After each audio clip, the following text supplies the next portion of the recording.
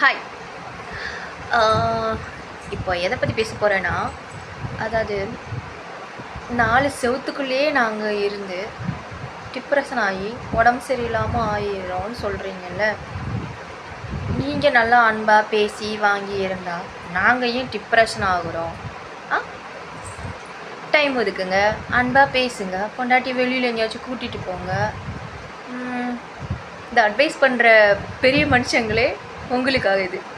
அதாவது குழந்த பிறக்கிற வரைக்கும் அவளுக்கு நீ குழந்த, உனக்கு அவள் குழந்தைன்னு அட்வைஸ் பண்ணுங்கள். குழந்த மாதிரி பார்த்துக்க சொல்லுங்கள்.